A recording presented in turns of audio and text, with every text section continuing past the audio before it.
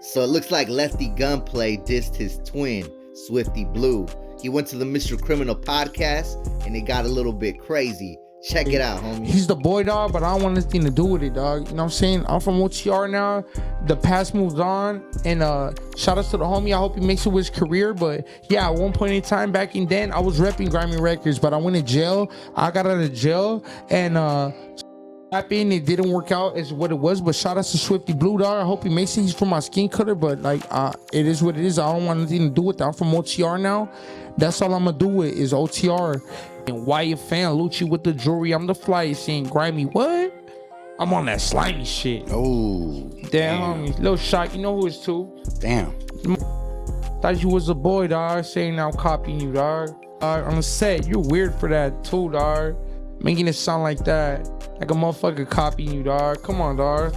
I've been up in jail. Ain't nobody copying you, homie. All right, look, so that was a little clip from the Mr.Criminal podcast last night. Man, it was pretty crazy. Did you guys see that? I was watching it live. So look, I'm gonna break down the whole podcast for you guys right now.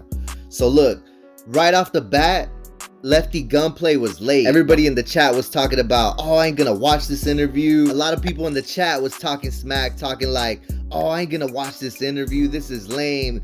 They took forever. I gotta work tomorrow in the morning, right? But once these fools started to go live, oh man, the numbers started going up. It was going crazy. It definitely was one of Mr. Criminal's best podcasts as far as numbers and as far as who was in there, man. Everybody was in there. It was me. I seen LA Eyekon, which we'll get into that in a little bit. I've even seen Haters World up in there. I seen a bunch of fools in there. And just from our community, you know, like the different YouTubers and Capone was even in there dropping $100 super chat for Lefty. Everybody knew that Lefty was on when homie's hands was flying, they was moving, they was swinging. But it's cool though, because that's his personality, you know, he talks with his hands. But there was a couple tense moments between Mr. Criminal. At one point in the interview, he was telling Lefty Gunplay that if he's the #1 rapper, if he could outbeat Conejo, King Little G, Mr. Criminal, all these fools, he said that you should be able to rap on any beat. So pretty much he put on a bunch of beats for Lefty, but he wasn't catching the pocket on any of them. It was pretty crazy to watch. But I think the last one that he put on, he did go off on. But they got you, Lefty. Rookie mistake #1. Don't rap or try to rap on a beat if you don't think that you got it. Because look, you had a bunch of people listening and you flopped on 4 beats. But I know that you're a dope rapper. It wasn't that you're a whack rapper. It's that the beats that Criminal had on the show, those weren't really beats that were made for rapping. It was more like for podcast and for talking, you know what I'm saying? And Lefty's over here trying to rap over every background beat. Man, that was funny. That was cool for comedy purposes, but yeah, they got you, man. That's the classic setup.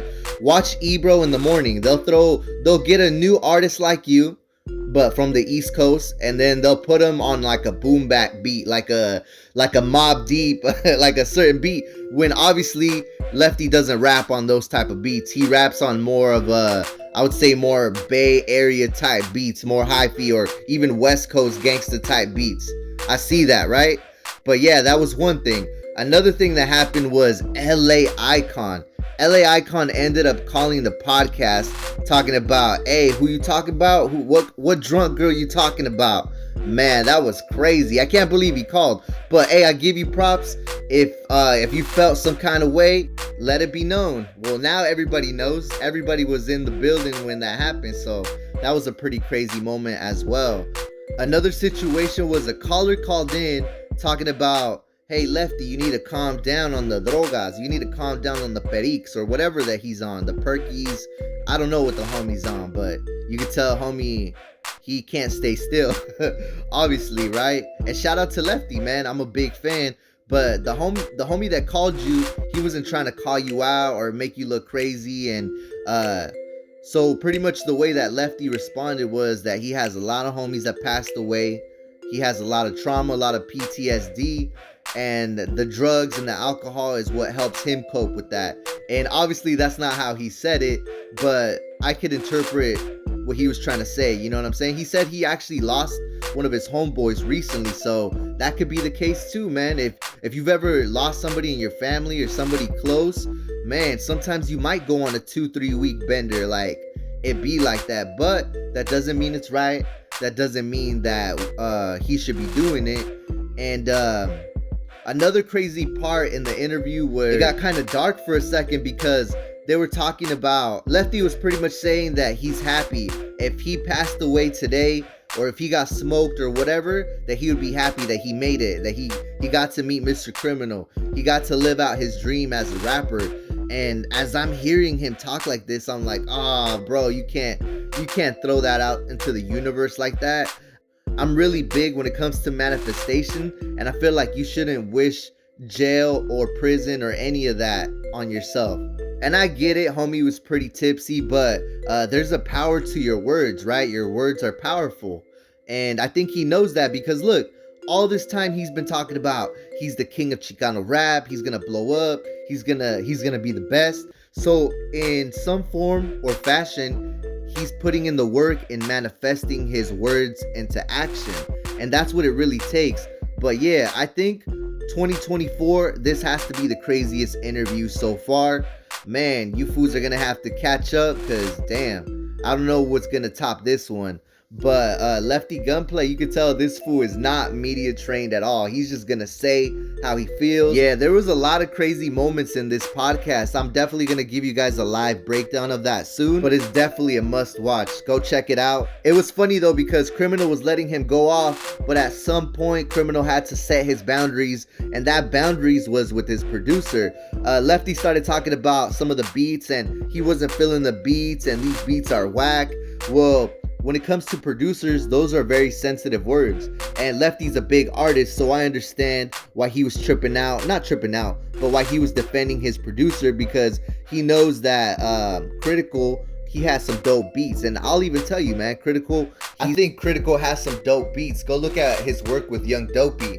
If he's seen what he did with Young Dopey, he would see that he could fit any pocket. It's just the beats on the video or the live or whatever, it was more meant for podcasting, and Lefty was trying to rap on him. But yeah, it got crazy. He brought up everybody.